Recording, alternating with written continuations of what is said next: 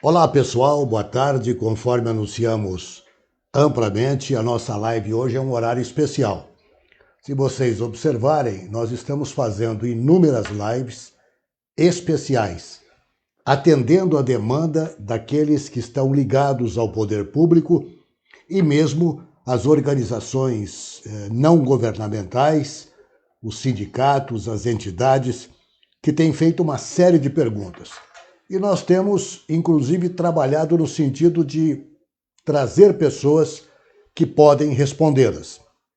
Mas nós iniciamos a semana para falar um pouco de países irmãos, porque existem pensamentos de que, incrivelmente, porque a imprensa está divulgando sistematicamente, de que outros países não estão fazendo como o Brasil.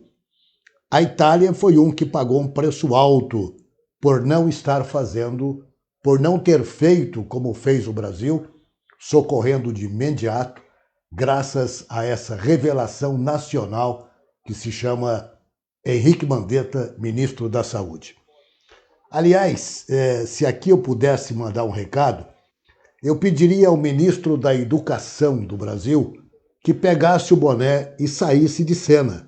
Brigar com a China a esta altura do campeonato, reiterar o que fizeram alguns, brigando com a China, o país onde nós vamos buscar material para salvar vidas no Brasil, é lastimável e é lamentável. Nós temos hoje duas entrevistas de dois países europeus irmãos, efetivamente irmãos. A Itália nos legou a língua e Portugal trouxe o Brasil de colônia, trouxe o Brasil colônia, e nós imediatamente iniciamos aqui a República Federativa em Santos e em São Vicente, em Salvador. A Itália pagou um preço muito alto por ter só pensado nessa questão do coronavírus no dia 31 de janeiro, quando começaram a aparecer os casos.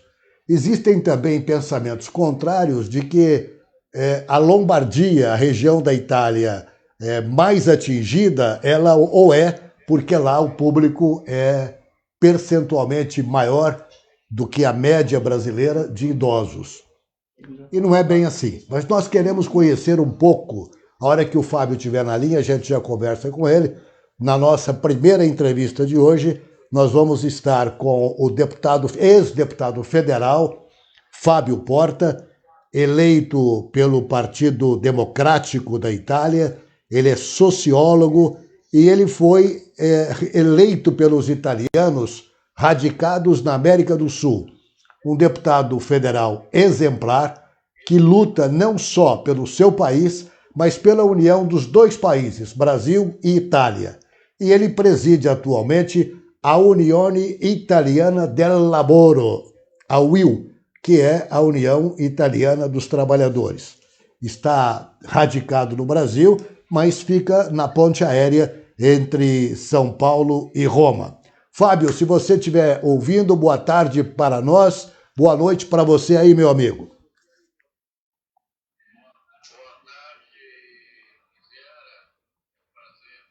Vocês estão me ouvindo? Estou te ouvindo bem, Fábio. Pode continuar. O prazer é Então, nosso, eu amigo. neste momento estou em Roma. Na realidade, eu teve que voltar para Roma do Brasil, porque a expectativa era que a minha esposa pudesse se reunir comigo em São Paulo, mas por via desta emergência, claramente ela ficou presa na quarentena aqui na Itália. Eu teve que voltar. As filhas também estavam estudando no exterior neste momento, então foi um momento de um primeiro momento de desespero, não? Porque cada um de um lado, e num segundo momento até dizemos até prazeroso pela família poder se reunir, apesar que numa situação tão complicada, triste. Ô, Fábio, a pergunta que eu lhe faço, ilustre ex-deputado representando a América do Sul. Onde é que a Itália errou para atingir esse número assustador de contaminados com o Covid-19 e com o número de mortes? Sim, a Itália tem este primato triste, com mais de 16 mil mortos, de ser o país ao mundo com o maior número de vítimas deste maldito vírus. É um número recorde, é uma guerra, como nós estamos considerando isso, é uma guerra que nós estamos combatendo com todos os nossos meios. Agora, apesar dos mortos, que todo dia ainda são acima de 500, 600, chegaram quase a beirar os 1.000 mortos na Itália, temos uma notícia um pouco mais otimista, porque nos últimos dias este dado começou a baixar, a famosa curva ascendente do número de contagiados e de vítimas começou a achatar, e temos uma expectativa que nas próximas semanas podemos iniciar uma descida, ou seja, uma volta à normalidade, que não será rápida, com certeza. O mês de abril será ainda um mês de quarentena para todos nós italianos, mas vamos ganhar esta luta. Tomamos providência, talvez um pouquinho tarde, mas já há mais de um mês, e estamos vendo que as medidas de distanciamento social estão dando os resultados, porque os números de contagiados, de mortos, as pessoas que estão na UTI estão diminuindo cada dia. Então sabemos que somente assim podemos ganhar esta luta contra o coronavírus. O Fábio, a saúde pública, os hospitais, a aparelhagem necessária para a recuperação de vidas, para evitar o contágio maior, o atendimento nos hospitais, a Itália está suportando? A saúde pública está conseguindo atender os casos todos? Sim, sim. Devo dizer que, apesar desta pressão extraordinária, claramente que ninguém esperava, considerando um pouquinho de dificuldade na Lombardia, que é a região onde temos 60% das vítimas de coronavírus, mas, em forma geral, o sistema de saúde pública italiano, que é uma referência na Europa e no mundo, quero destacar, está reagindo e está suportando bem esta emergência. Posso até dizer que, comparando com os outros dois países que hoje estão sofrendo mais no mundo esta emergência, a Espanha de um lado e os Estados Unidos do outro, o sistema de saúde italiano é aquele que está se ressaltando melhor, com certeza, respeito aos outros. É um sistema de saúde público com pontas de excelências em alguns lugares. É claro que ninguém esperava, como no caso de cidade de Bergamo, Lodi, são grandes cidades da Lombardia, um número de mortos tão alto. Então, com exceção destas cidades, onde tivemos casos de internados, pessoas doentes que foram levados para outras regiões, até para outros países, alguns até para a Alemanha, mas com estas exceções, o restante da Itália está reagindo bem a esta emergência, graças a Deus. O Fábio, como é que está agindo aí o primeiro-ministro Giuseppe Conte? Ele é sem partido, está aí ocupando é primeiro-ministro da Itália. Nessa crise, a postura dele tem sido de uma liderança firme? Sim, o Giuseppe Conte é, como se define aqui na Itália, um técnico, ou seja, um político que não vem do quadro dos tradicionais partidos. Ele é um professor de universidade, um jurista,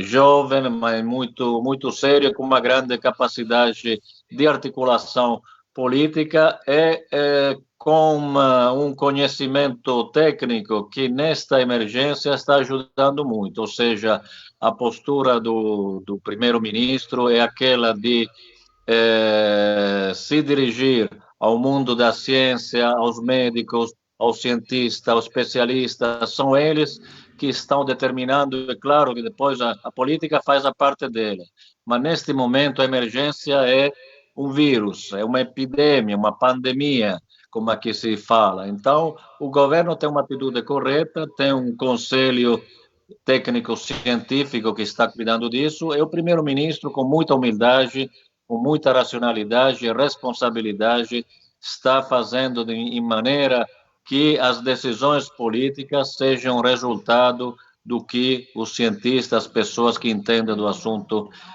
determinar. Isso me parece muito importante.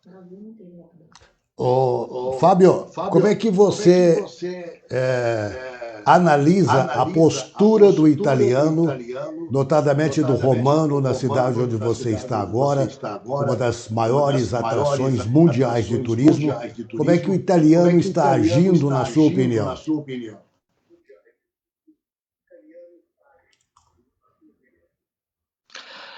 O povo italiano está reagindo bem. Eu diria que com algumas exceções, que sempre, num caso dramático como este, acontece, mas a grandíssima maioria da população italiana está respeitando as regras, inclusive com muita solidariedade. Existe um clima de ajuda mútua, as pessoas estão ajudando, quem não pode sair para fazer compra tem uma ajuda em casa. Hoje o exército italiano determinou que até os aposentados vão receber em casa, através do policial, a própria aposentadoria. Existe uma ajuda psicológica que está funcionando muito bem. Me parece que o povo está reagindo bem. Cada dia, às 18 horas, nós vamos na nossa varanda, cantando música, cumprimentando as pessoas que estão do outro lado das nossas janelas, mostrando esta grande força, solidariedade do povo italiano. Vamos sair desta crise, sim. Fábio Porta é ex-deputado federal pelo Partido Democrático, representando a América do Sul. Está neste momento em Roma conversando conosco aqui na live da UVESP, uma live que procura trazer esclarecimentos. E é importante a gente saber o que os países irmãos estão fazendo para ver se o brasileiro entenda o que efetivamente, aqueles que ainda não entenderam, que entendam o que está acontecendo no mundo. A Itália é um exemplo de que começou tarde, mas está se recuperando, com números animadores na diminuição dos casos de morte. Fábio, uma italiana gravou um vídeo que viralizou no mundo inteiro, mostrando aos países do mundo a grande contribuição da Itália a todos os países. Citando Leonardo da Vinci, citando a língua italiana e lamentando a ausência de ajuda de alguns países. Você chegou a ver esse vídeo?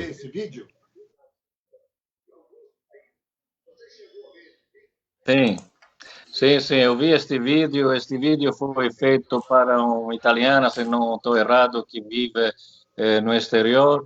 Neste momento de dificuldade, de tristeza, é claro que todo dia nós estamos na frente de muitos mortos.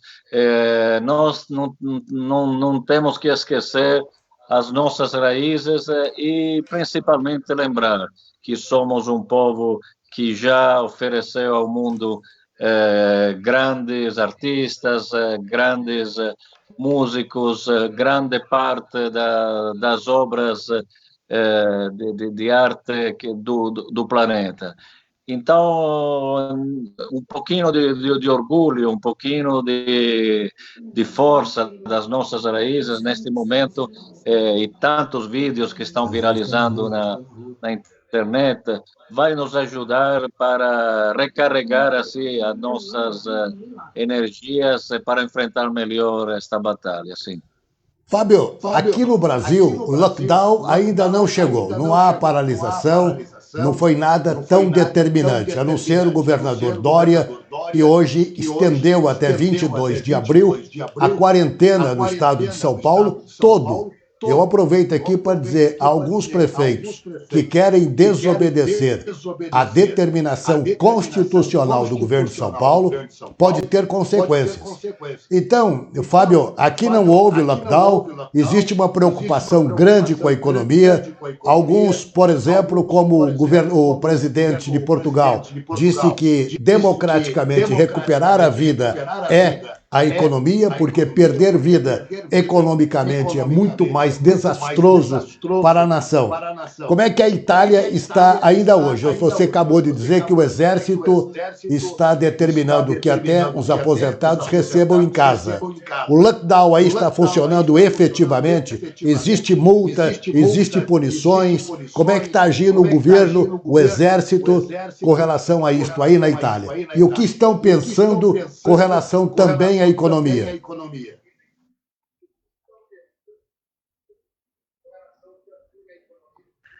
Sim, é claro que neste momento nós temos duas grandíssimas preocupações. A primeira preocupação é com a saúde, com o contenimento do número de mortos, com a limitação assim da expansão desta epidemia. Esta é a prioridade, a saúde de cada pessoa, de cada italiano. Mas todo mundo está preocupado ao mesmo tempo com uma economia que vai a sofrer um baque muito forte, que vai demorar para voltar ao crescimento normal. Então, o nosso governo, mas também que, apesar de algumas dificuldades, os governos da União Europeia estão já trabalhando, já colocaram bilhões de euros neste sentido para ajudar as empresas a sair da crise, ou seja, sustentar até o salário dos trabalhadores que não podem trabalhar neste período com instrumentos especiais, sustentar as famílias mais pobres, sustentar o trabalho informal e sair desta situação quanto antes, sabendo que nós vamos ter meses de recessão, de dificuldade. Por isso, nós temos que construir instrumentos financeiros a nível italiano, mas eu diria a nível europeu, porque esta pandemia do coronavírus está atingindo todos os estados da União Europeia e do mundo, mas no nosso caso da União Europeia. Então temos que agir também para uma volta gradualmente ativa, para uma volta ao trabalho, mas sem prejudicar a saúde. Quem fala que amanhã temos que voltar a trabalhar, temos que voltar na escola, porque assim estamos prejudicando a economia, corre o risco de se responsabilizar, como falou muito bem o Papa Francesco, para um genocídio viral causado pelo coronavírus. Então, prioridade é ajudar as pessoas, mas sabendo que temos que injetar na nossa economia instrumentos financeiros extraordinários para ajudar as pessoas a sair da crise, para ajudar as empresas e para reconstruir como aconteceu depois de uma Segunda Guerra Mundial, porque não é muito menos que isso. Nós estamos saindo de uma guerra e como a Itália, depois da Segunda Guerra, voltou a ser um dos grandes países do mundo, nós vamos sair dessa. Estamos trabalhando neste sentido, sindicatos, empresários, todo mundo está responsabilizado e eu acredito que com a grande participação dos italianos e dos governos europeus, nós vamos construir uma Itália, uma Europa até melhor daquela que era antes do coronavírus. Muito bem, Fábio. Virgílio Carvalho, que é professor aqui de turismo, Ele está recomendando que, passada a crise, precisamos retomar as relações turísticas dos imigrantes italianos de volta às suas origens e os italianos verem o que os seus fizeram aqui no Brasil. Em verdade, ele está propondo aquilo que você sempre tem falado, a criação de... Como é que fala em italiano? Cidade irmã? Na realidade é o turismo das raízes, delle radici, o turismo de retorno. Eu acredito, eu sei que o Virgílio vai concordar com isso, que a primeira leva, o primeiro grande instrumento para a Itália sair da crise será o turismo, porque é aqui que está os 70% dos bens históricos da humanidade. Então, nós vamos sair dessa e vamos estar juntos também nesta batalha. Fábio, tem uma telespectadora, uma internauta aqui, a Márcia Machado, dizendo o seguinte, que lá o clima é diferente. Aí onde você está, o clima é diferente. E um dos principais problemas foi colocar pessoas infectadas e não infectadas em quarentena. Foi esse o problema aí, Fábio? E ela te manda um grande abraço. Não, obrigado. Cada pergunta, cada observação é muito interessante. Na realidade, temos que reconhecer que estamos na frente de um vírus desconhecido, tanto que ainda hoje não existe vacina. Esta relação entre o clima, a mortalidade e do vírus é possível, mas ainda não foi comprovada. Oxalá que seja assim, porque a Itália está indo, já começou a primavera, então os próximos meses serão meses de calor. Então, se esta observação for certa, significa que nos próximos meses vamos ter uma fortíssima redução do risco, mas isto não é ainda certeza. Eu não acho que a quarentena foi um problema que aumentou assim, a mortalidade. Pelo contrário, todos os dados confirmam que aumentou o número de casos em forma exponencial, foi, pelo contrário, a continuação da vida sem distanciamento social.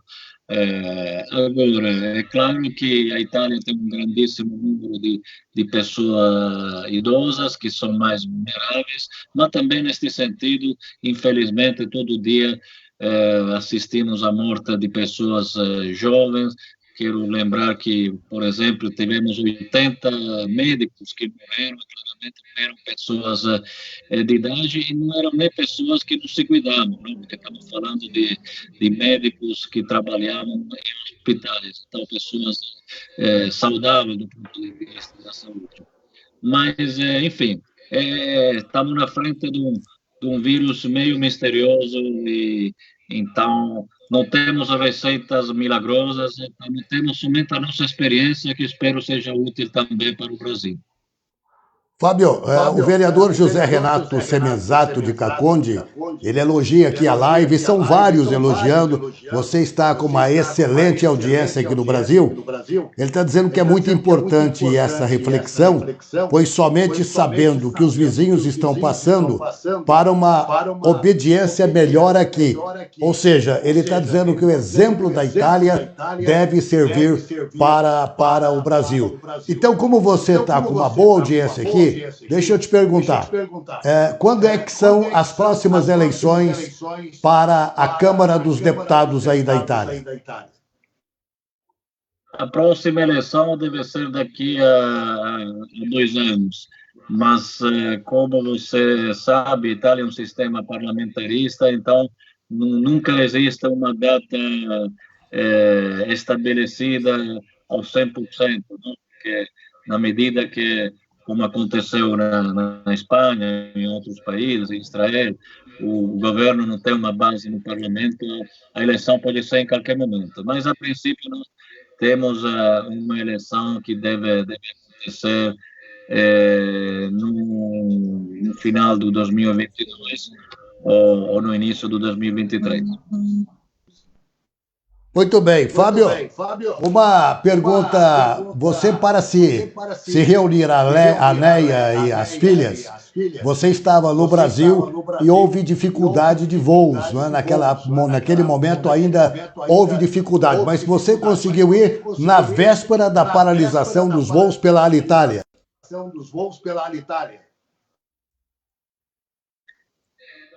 Não, tivemos, não sei se entendi bem a pergunta. Teve algum problema para voltar, justamente porque a Alitalia, nos últimos dias, começou a diminuir a frequência diária dos voos entre Brasil e Itália, eliminou o voo do Rio, manteve o de São Paulo, e poucos dias atrás até cancelou. Me parece até que a TAP do Portugal fez a mesma coisa, todos os voos para a Itália e da Itália para o Brasil. Então, neste momento, até o final de abril, não tem previsão de voltar a funcionar a Alitalia. Me parece que as únicas duas companhias que estão levando passageiros entre Brasil e Europa neste momento sejam a Lufthansa e a Air France. E outro problema, eu tenho alguns amigos italianos que estavam com passagem já comprada pela Alitalia pelos próximos dias, e a Alitalia falou que somente a partir do 1º de maio vai voltar a operar entre Itália e Brasil. Então, é outro problema, uma das razões para que também eu voltei aqui para a Itália, correndo o risco de não ter mais voos diretos para Roma e dificuldade até para chegar de outros lugares, porque teve um amigo que foi para Lisboa, mas Lisboa não tinha voos para a Itália, porque o Portugal fechou as fronteiras com outros países. Então, neste momento, uma das dificuldades que estamos tendo aqui na Itália, no mundo, é aquela das conexões aéreas entre os vários países. É um problema muito sério quando se há um caso de famílias ou de pessoas que não conseguem a regressar. Mesmo dentro da União Europeia, temos casos de dificuldade neste sentido. Fábio, na próxima eleição estaremos juntos. Você representou com muita honradez e brilhantismo a América do Sul no parlamento italiano. Sei que você trabalhou muito para que as relações diplomáticas, os intercâmbios, tanto comercial quanto cultural quanto turístico, fossem efetivamente concretizados entre o Brasil e a Itália. E quero que você continue conosco no processo das gamilagens, as cidades irmãs, gamilajos, as cidades irmãs, não é? Nós precisamos trabalhar notadamente nas regiões turísticas da Itália. Olha, aqui são 16 horas e 30 minutos. Aí, que hora é que nós temos, Fábio? E como é que está o clima aí em Roma agora? O clima, o tempo? Sim. Aqui são 21 horas e 28 minutos da noite. Como te falei, começou a primavera. Os dias, graças a Deus, são bonitos. São dias de sol, temperatura agradável. É uma pena porque esta é a temperatura ideal para passear, circular em Roma e nas várias regiões da Itália. Mas vamos ter tempo, um pouquinho de paciência, vamos voltar a curtir também a nossa Itália e vamos retomar aquele belíssimo projeto do Gemellaggio, cidade irmã entre Itália e Brasil, entre a cidade do estado de São Paulo e a cidade italiana, que é um projeto belíssimo que nós vamos a retomar pela frente e não vejo a hora de trabalhar com você, Misiara, com a Vespa, neste sentido. Muito obrigado, grande Fábio Porta, alegria falar com você. E quem está te mandando um grande, um forte abraço é o Agostinho Turbian, o presidente da Consul, da Global Consul Sales Marketing, e que tem revistas, a The Winners, por exemplo, que é internacional, e é um grande parceiro. Está te mandando um forte abraço. Muito obrigado a você. Muito obrigado a você. Bom sono, recomendações à família e até uma outra oportunidade, Fábio, se Deus quiser. Muito bem, agora nós vamos continuar com a segunda entrevista. Daqui a pouco. Obrigado, Fábio. Grande abraço a você. Tchau, tchau. Bye, bye. Muito bem. Nós queremos agradecer aqui as audiências que algumas pessoas que estão nos escrevendo. Muito obrigado a todas. Mas aqui conosco o Piffer de Rio Preto, Tarcísio Manso, o doutor Tarcísio, advogado, Edenir Luiz Belucci, Joamir Sandra, Marcos Bonagamba, Lázaro Piunti, Carlos Fernando Zupo, um grande abraço, Adriana Quireza, Márcia Machado, Lázaro Piunti, Virgílio Carvalho, Marcelo Ramos, Ana Quirino, Andréia Duarte, que daqui um pouquinho, ela está lá em Portugal, é jornalista, ela tem o site Vidas Lá Fora, um blog excepcional que conta a história de brasileiros em Portugal e mostra um pouco do nosso intercâmbio.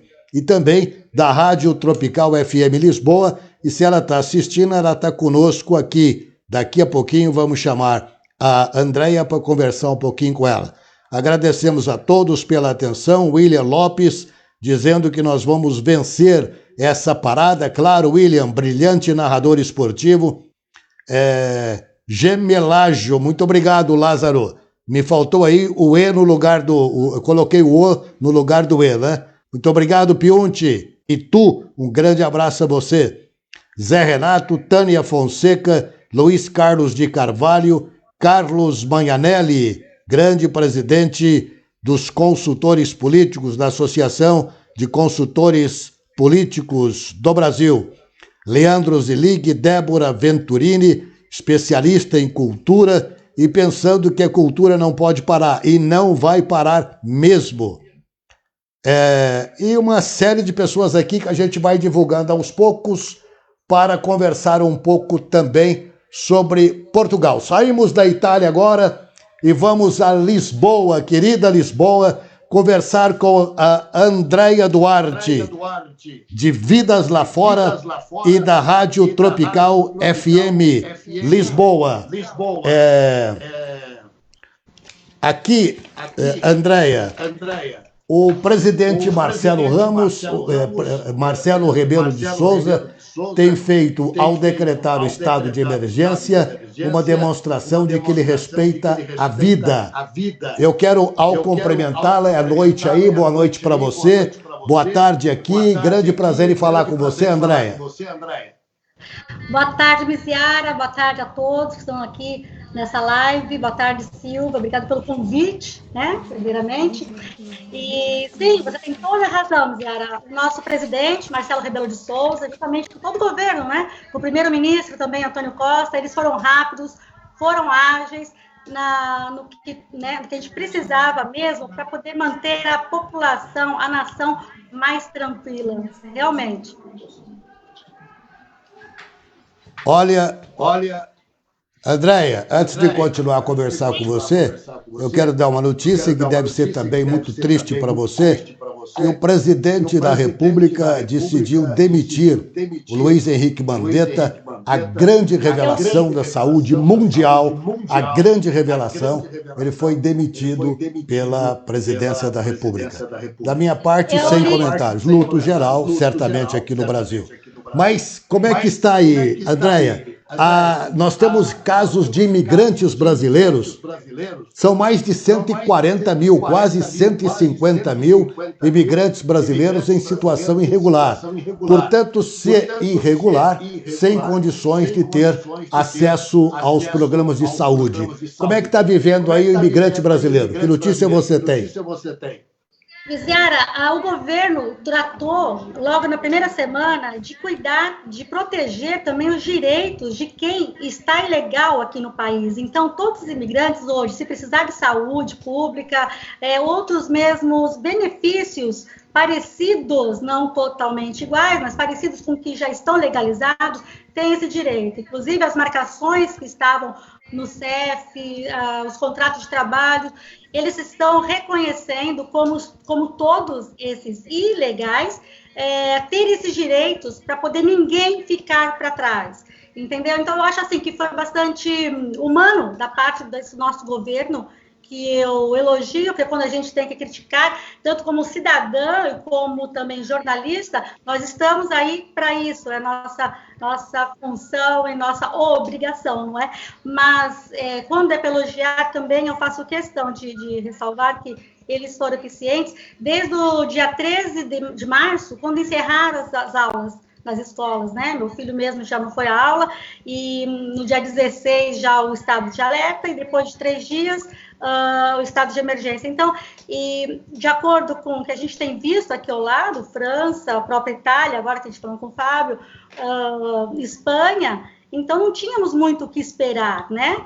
E por ser também, Ciara, um país pequeno como Portugal, acho que o controle consegue ser mais eficiente. Eu penso que seja isso também, além da eficiência do governo, também a quantidade da população, o território, né, é menor, mais fácil, talvez fácil, que eu digo, né, a facilidade, sim, para poder conseguir conter tudo, né, como eles estão conseguindo, junto, lembrando bem, com a sociedade, que está fazendo também um bom trabalho de conscientização.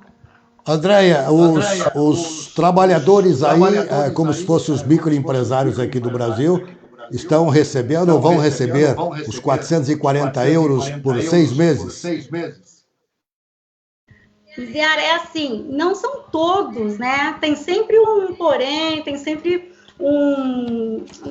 algum detalhe. Então, assim, eu não estou totalmente por dentro disso, mas não são todos que se enquadram. Para poder se enquadrar mesmo, existem alguns detalhes, como, por exemplo, quanto que recolheu no imposto de renda, quantas na segurança social aqui que é a nossa, né?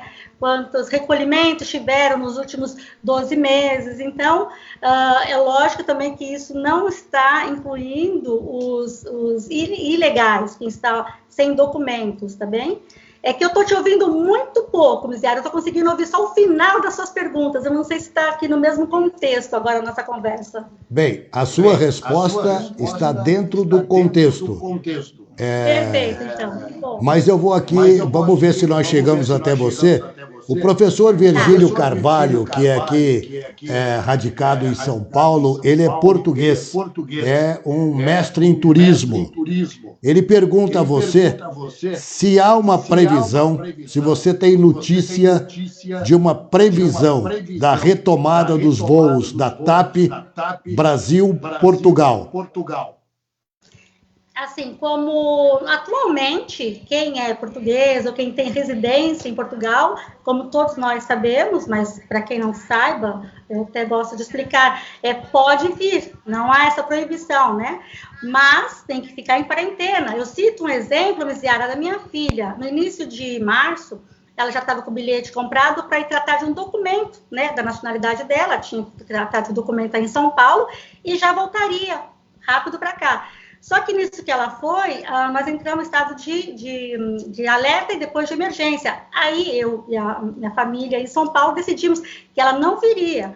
Vamos esperar. Por quê? Se ela chega aqui, ela teria que ficar totalmente isolada. Tem meus pais, né, que moram, são os nossos vizinhos aqui. Então, todos esses cuidados nós tivemos que pensar rapidamente para ela não retornar e ficar em quarentena. Ou seja, eu teria que me expor, estar com ela. Claro, estaria para poder ajudar em alguma coisa, estar com os meus pais, que são meus vizinhos, meu outro filho também, que vive comigo. Então, nós pensamos tudo isso rapidamente, juntamente com a minha família em São Paulo, que ela está na casa dos tios, também tem o pai dela aí, e decidimos que ela ficasse. Mas ela poderia ter voltado e ficado em quarentena. Agora, quanto ao turismo, que o senhor Virgílio acabou de perguntar, não existe ainda uma resposta concreta. Eu posso, se vocês me permitirem, dar uma opinião pelo aquilo que eu sinto, que eu vejo, né? E que, assim, agora nesse pico, que nós estamos entrando agora em abril, que aqui em Portugal o nosso pico será agora esse mês, então, eu posso arriscar, tá? Ciara, nem sei se deveria, mas eu imagino que para o nosso verão aqui, tudo já estará normalizado, né? Assim esperamos, claro, torcemos para isso. Mas eu acredito que entre julho e agosto o turismo já estará normalizado. É uma opinião minha, Andréa, né, que está percebendo tudo que se passa aqui em Portugal neste momento, e também tenho estado na rua como jornalista, eu tenho esse direito de trabalhar, ir para a rádio, voltar, tenho percebido o movimento todo e de todos, né? Então é isso. Quanto ao turismo, aos voos, eu sinto que para o nosso verão aqui já estará normalizado. Andréia, nós sabemos que Portugal é a porta de entrada para o continente europeu e os nossos votos, evidente, é que o turismo seja mesmo retomado nessa sua linha de otimismo. É importante que isso aconteça. Andréia, as recomendações, quando você diz que o governo deve ser elogiado neste momento, você está se referindo ao governo como um todo? Parlamento, primeiro-ministro, presidente, o governo como um todo. É isso, Miciara, é uma linguagem só. Eu já disse isso em outras mídias, inclusive, eu gosto de repetir porque é o que eu penso e tenho visto. É uma mensagem só entre o primeiro-ministro, o nosso presidente, todos que envolvem nosso governo, eles têm uma decisão única, e isso que conseguiu manter uma calma na nossa sociedade, porque eu sou muito sincera, eu me assustei bastante quando entrei no supermercado, dias ali perto do estado de alerta, não vi mercadorias nas prateleiras, aquilo nem me assustou, mas me remeteu a um filme, como nós estávamos acostumados a ver em filmes de guerra, em que nós tínhamos como comprar, mas não tínhamos mercadorias. É lógico, não chega tanto, mas naquele momento remeteu, e em pleno século XXI, quer dizer, impensável, né? Impensável, não é mais, né? Depois diante que nós estamos passando. Mas é claro, tudo se retomou, as distribuidoras nos supermercados já conseguiram colocar tudo no lugar, não tem mais essa preocupação, pelo menos, né? Já ultrapassamos esse medo, essa ansiedade, eu chamaria de ansiedade. E então, em conjunto, nosso governo, eles conseguem emitir uma mensagem só, o que facilita para nós entendermos, e nós, até como repórteres, está comunicando isso diariamente para a população. Aproveitar essa deixa, Andréia, você está acompanhando bem o Brasil, você sabe que aqui não é uma linguagem só, né? Então, de parabéns às autoridades portuguesas. Agora eu pergunto, e a receptividade da população com relação a essas determinações? Miséria, não sei se eu te ouvi bem, mas se a população também acha do governo, é isso? Não. A população recebeu bem essa linguagem única do governo? Muito bem, Miséria. Recebeu bem, foi fácil a comunicação. Logo entraram com as medidas, né? Restritivas e preventivas, então a comunicação está sendo muito fácil, todo momento nós temos essa facilidade na televisão, no rádio, na própria internet, então isso, todas as medidas eles souberam passar direitinho, e tem sempre, eu tenho que dizer também, tem sempre aqueles que falham, que vão contra, né, as regras, e são pouco puníveis, na minha opinião. Pouco. Por exemplo, tem os portugueses imigrantes, né, que nós chamamos, que são os portugueses que moram e trabalham em França, na Itália, ou seja, quando eles retornam agora para Páscoa, para passar com a família, é normal eles virem, só que essa não é uma época normal, e eles não estão percebendo bem, e é uma boa parte deles, eles chegam e não querem ficar na quarentena, eles não aceitam ficar na quarentena. Ontem mesmo teve um infectado, um desses portugueses, imigrantes que vieram, ficou na casa da mãe dele, com quase 80 anos, ele não contou para a mãe que estava infectado, e começou a ir ao supermercado, aos cafés, não estão abertos os cafés, mas pode vender com uma porta meio aberta, só com café, não para entrar, ok? E ele circulou nessa aldeia, ou seja, quantas pessoas ele teve contato ali, e sem contar que estava infectado. Então, a polícia foi à casa dele, não encontrou, e deu vou chamar assim, uma bronca, uma advertência. Epa, acho que isso não deveria ser assim, acho que foram muito passivos, né, nisso, mas tem sempre essas quebras de regras, esses que não concordam, mas são mais por parte desses imigrantes que vêm ainda com a mentalidade dos outros anos, que vem para passar Páscoa com a família e está em toda a comunhão, e não é, agora não é essa época, não é. É outro mundo neste momento, pelo menos.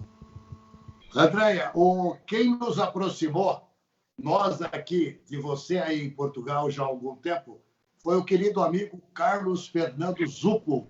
É verdade. E ele, nesse momento, nos cumprimenta pela iniciativa e diz que você é uma excelente jornalista brasileira, brilhando aí no Portugal, no querido Portugal. Agradeço.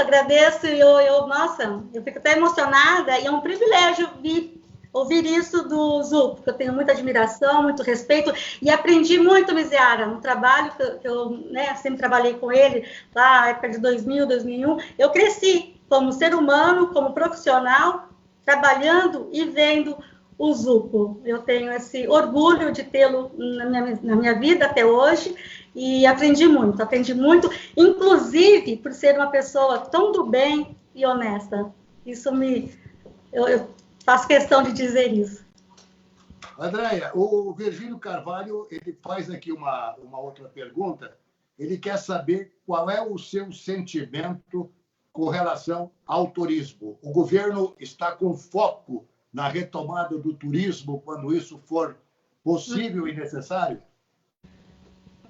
Com certeza, eu não tenho dúvida disso, porque foi justamente o turismo que nos tirou da crise anterior, como todos nós acompanhamos. Então, eu não tenho dúvida que será mesmo um investimento, né, significativo neste meio, porque é o turismo que promoveu Portugal, que fez Portugal aparecer mesmo, né, totalmente aqui e que nos tem trazido tanta coisa boa, e é muito triste hoje. Eu passeio, quando eu venho da minha casa para Lisboa, vou trabalhar, e eu não vejo ninguém. Eu passo por vários eu falo sítios, aqui chama lugares turísticos, né, e aquilo tudo vazio, me dá bastante impressão, eu fico estranho, é muito estranho, mas aí também com certeza vocês acontece a mesma coisa quando também passam pela cidade.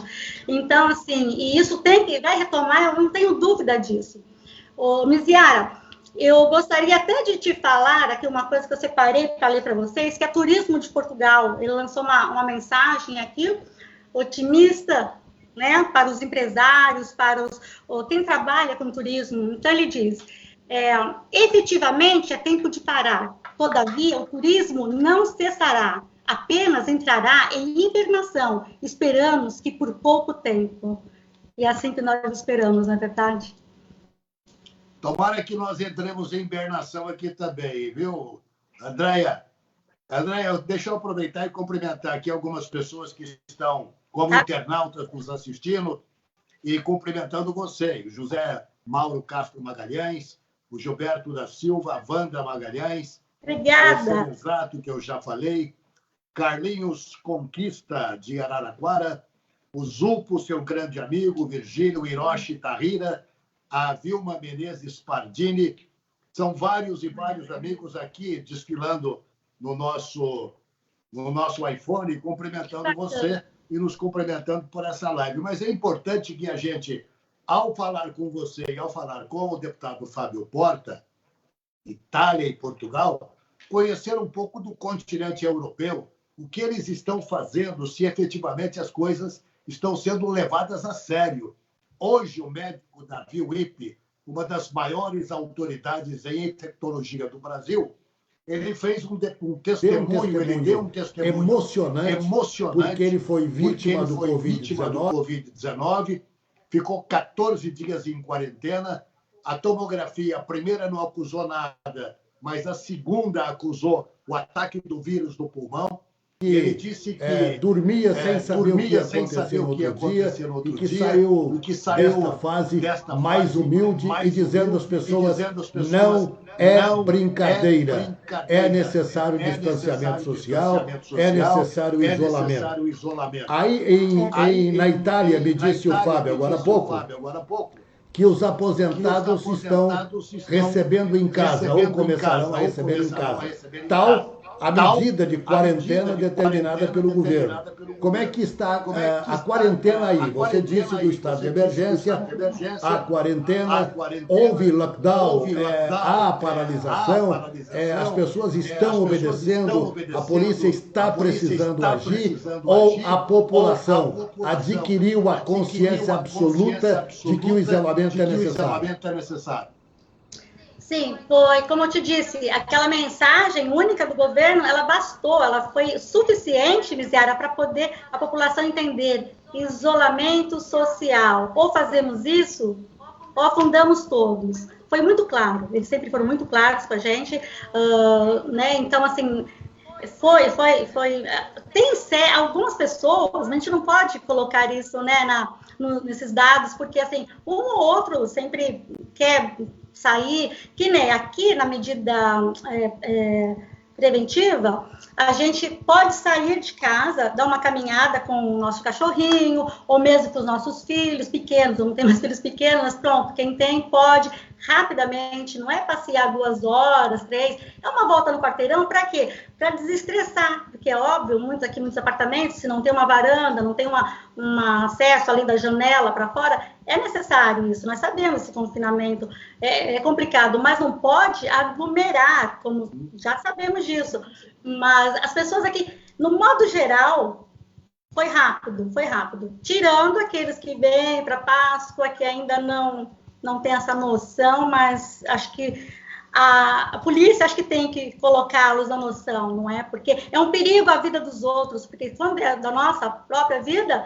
ok, somos adultos, mas eles estão colocando em risco outras vidas, não é? Então, assim, a população, a nação portuguesa entendeu bem esse recado, essa mensagem, e são inteligentes o suficiente para saber o que fazer e o que não fazer, né? Acho que é isso.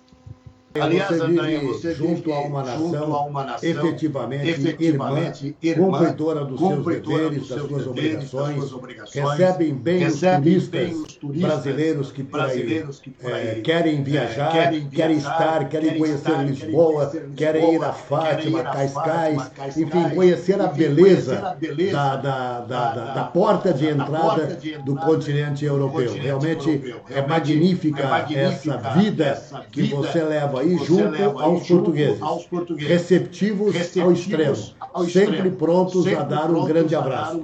Mas aí vem a pergunta, é claro que muitos brasileiros saíram para vários países, Portugal, na retomada da economia, abriu os caminhos para que os brasileiros e outros, nigerianos, enfim, outras pátrias pudessem morar nas cores lusa.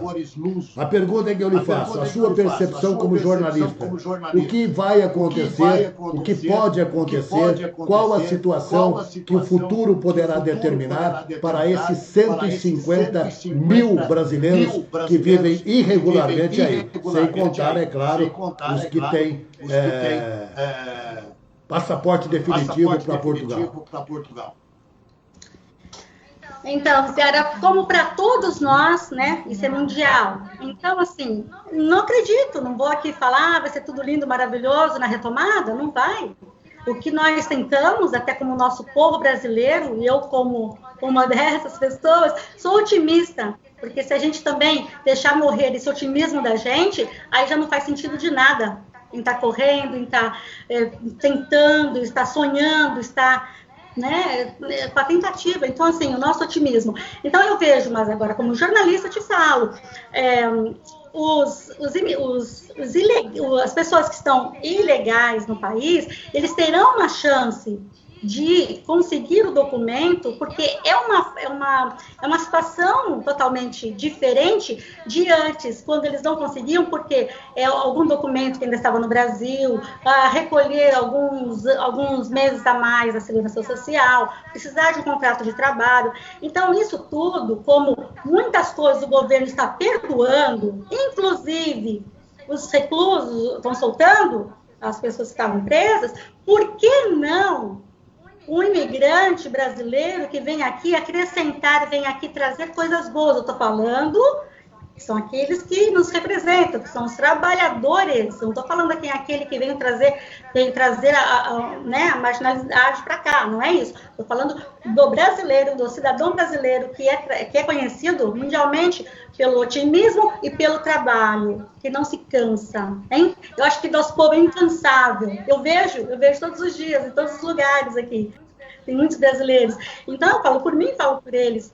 Então, assim, eu tenho certeza, tenho sim, até como jornalista, como cidadã, que o governo também não vai fazer vista grossa com isso. Eles vão também beneficiar, né, esses imigrantes que estavam aqui numa época que eles ficaram também restritos para dar continuidade na documentação deles, não é? Agora, fica um outro porém, Ziara. Quem se fortalecer, quem tiver essa garra, essa coragem, essa força, vai permanecer.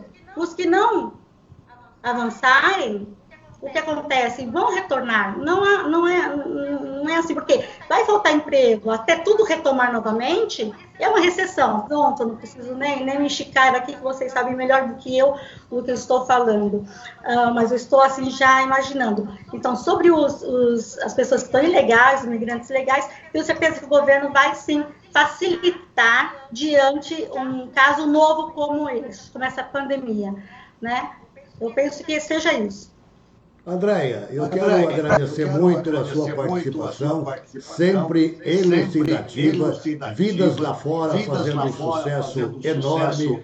Parabéns pela sua atuação na Rádio Tropical FM aí de Lisboa. E agradecer muito. A que hora é agora aí, Andréia? Aqui nós, 5 horas. 5 horas. Agora vai dar 5 para as 9. Como é que tá? Frio ou não? 16 graus, tá friozinho. É uma delícia, 16 graus. E continua, André, aquela tranquilidade de poder sair à noite, passear nos parques, andar as mulheres com bolsa, os homens com celular. Está tudo ainda tranquilamente na questão de segurança? A minha bolsa eu esqueço no carro, a chave do carro às vezes. Ainda continua. Não muito lá no centro, onde é bem turístico. Ali já tem alguns probleminhas, tal, mas no modo geral, como moradora, como residente aqui nos bairros, tal, ainda continua essa tranquilidade, sim. Espero que continue. Andréia, muito obrigado a você, boa noite para você aí, boa tarde aqui do Brasil, sucesso, conte sempre com a gente, e aos brasileiros aí, a nossa esperança de que tudo corra bem, e que logo saiamos dessa crise enfrentando o inimigo invisível. Um grande beijo para você, muito obrigado pela sua participação. Obrigada pelo convite, foi muito bom estar aqui com vocês, eu também estou aqui na torcida com o coração, também que o Brasil saia dessa rapidamente. Muito obrigado, André. Muito obrigado, André. Eu queria agradecer a todos que estão conosco, internautas. Está muito difícil aqui de falar todos os que estão conosco, mas agradecer e dizer que nós temos recebido inúmeros telefonemas, WhatsApps de prefeitos que estão totalmente preocupados com o momento atual. Muitos não sabendo o que fazer, não é? Por exemplo, tem pessoas que precisam renovar o seu título de eleitor. O cartório está funcionando? O prefeito precisa jogar recurso na saúde. Ele pode tirar recurso do setor de educação para investir na saúde? O estado de emergência proporciona isso dentro de uma razoabilidade? Muito bom. Nós vamos atender todos os agentes políticos, trazendo nenhuma das próximas lives. Portanto, fiquem atentos às chamadas que iremos fazer pelas redes sociais da UVESP. Alguém do Tribunal de Contas do Estado de São Paulo, quem sabe o próprio presidente, Dr. Edgar Camargo Rodrigues, para dar as orientações que os agentes públicos precisam. É importante, nesse momento, dizer para todos o seguinte: a política tem que ser colocada em segundo plano, a saúde e a vida em primeiro lugar. O governador João Dória, ao determinar a quarentena, ele não tomou de modus próprio. Ele ouviu o gabinete de crise, o gabinete de contingência, que está instalado no Palácio dos Bandeirantes, com nomes como Davi Wippe, para orientar. E a Organização Mundial de Saúde tem sido uma orientadora perfeita. E São Paulo, o estado de São Paulo, está agindo como deve nessa luta no combate ao inimigo invisível, que é o Covid-19. Portanto, desobedecer, colocar a economia nesse momento em absoluto primeiro lugar, na frente da vida, desobedecer a determinação constitucional do governador de São Paulo é um ato desumano, porque não é só o estado de São Paulo. Vocês ouviram agora uma entrevista da Itália, uma entrevista de Portugal, países do continente europeu que pagaram o preço por levar no começo na brincadeira o ataque desse vírus. Hoje estão se recuperando, mas às custas de muitas vidas. A economia na Itália e Portugal não está em absoluto primeiro lugar. A vida, sim, essa está em absoluto primeiro lugar. E por mais que você, que seja atleta, jovem, lembre-se que o problema também não é a dificuldade do contágio em você. É que se você sair e for o hospedeiro do vírus e passar para alguém, as dificuldades estarão instaladas nos hospitais. Nos hospitais que funcionam normalmente, nos hospitais de campanha, nas dificuldades em adquirir os materiais. Por exemplo, nosso parceiro Charles Tang, presidente da Câmara Comercial Brasil-China, deu uma entrevista na Rede Globo ontem e hoje, dizendo que, infelizmente, a China precisa receber antecipadamente para poder fabricar aquilo que o Brasil e outros países precisam. A lei brasileira não permite que um ente público pague antecipadamente. Os Estados Unidos mandou 23 jatos para buscar lá e pagou os chineses. O Brasil não pode fazer isso. A China tem que entender que nós podemos e devemos pagar depois que o material chegar. É claro que tem alguns menos avisados, diria inconsequentes, para não dizer com problema de debilidade mental, que atacam a China. E nós, de um modo geral, todos os brasileiros, temos um respeito muito grande por esse país. Portanto, nós vamos continuar com as nossas lives. Não é para ficar falando sobre o coronavírus. Vocês já estão intoxicados de tanta notícia, seja nas redes sociais, seja nas televisões e nas rádios. Nós queremos falar sobre orientações. Quem é que pode vir aqui para falar conosco na live à distância, respeitando o isolamento, para orientar vocês? Esse é o nosso trabalho e dele não fugiremos jamais. Uma boa tarde até vocês, bom princípio de noite e até, quem sabe, amanhã. Provavelmente amanhã, fique atento às redes sociais, se Deus quiser, juntos outra vez.